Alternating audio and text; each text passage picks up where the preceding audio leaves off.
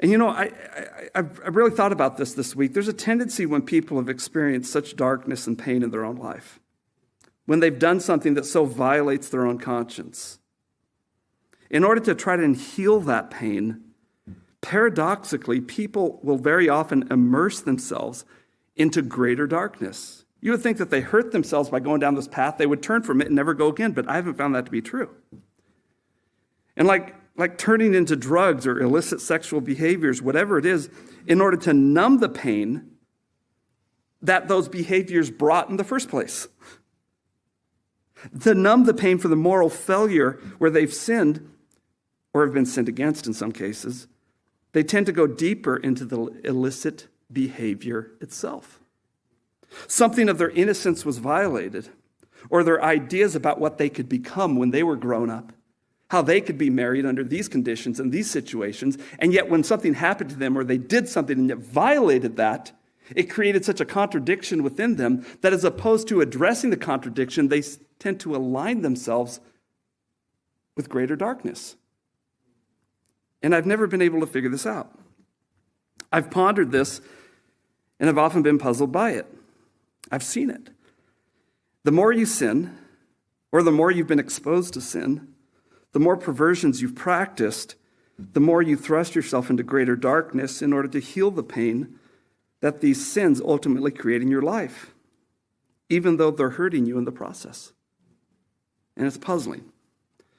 Until I finally realized something this week, that a primary source of the pain that you're experiencing is coming from the contradiction that lives within your life because you desire to do good. You're that little girl, that little boy, and you're saying, I want to grow up and I want to be this kind of a person. And then this thing comes into your life and it so contradicts what you had really wanted to be. I mean, no little person, young person says, when I grow up, I want to be in, fill in the blank, right? But put simply, when you try to live good, but you do something bad, or something bad has been done to you, it creates a contradiction within your inner man. And so the easy escape is to eliminate that contradiction by just wholeheartedly giving into darkness. You've done bad, might as well just, I'm already polluted, so I might as well just become more polluted. Because you're trying to eliminate the contradiction that now lives within you. And when you plunge yourself into greater darkness, the contradiction between wanting to be good, but doing something bad, or wanting to be pure, but having lost that purity, when you choose to plunge yourself into darkness after that innocence has been violated and just give into it, the contradiction immediately ceases at that moment. And because the contradiction ceases, because that stress and that tension is temporarily gone when you make that kind of a choice, the pain that stems from the contradiction is momentarily alleviated because there's no longer a struggle between opposing forces. But the problem is this relief, that kind of relief, is short-lived. And you become immersed into greater and greater darkness, which requires a greater and greater commitment to darkness in order to coordinate your darkness. And the pain that people are experiencing, it really has to be understood on two levels. We're too simple-minded to our own harm. On one level, there's a pain that arises from an internal contradiction, as we just discussed, where I want to do good, but I did something bad, or something bad was done to me. There's an internal contradiction. But on the second level, there's a pain associated as a natural consequence of doing something bad, all by itself. In other words, there's a pain of inner conflict, wanting to do good, but ending up doing something wrong. It's like a battle within myself. And secondly, there's a pain that naturally flows when you actually do something wrong. It's the aftermath or the consequences of your actions.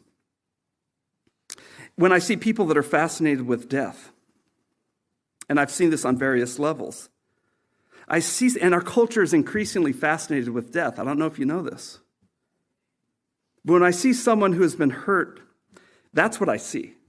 They're fascinated with death. I see somebody that has been wounded, and they're trying to heal their pain.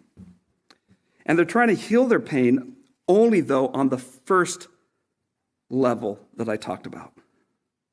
They're trying to heal their pain by eliminating the contradiction between the sin nature within them and trying to solve that by making a volitional commitment to live according to their desires and enter into greater darkness.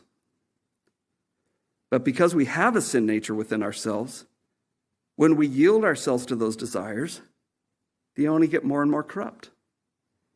They only get more and more perverted. You only get more and more pain.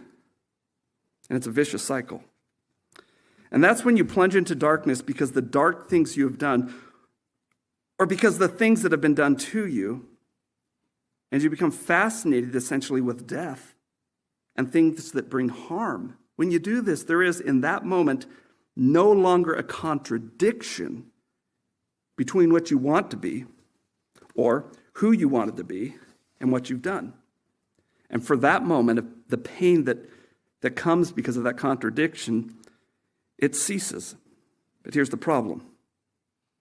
Because you are now deeper into that darkness, a new pain arrives, which is no longer dealing with the contradiction, but it's dealing directly now with the consequences of your sin and your choices.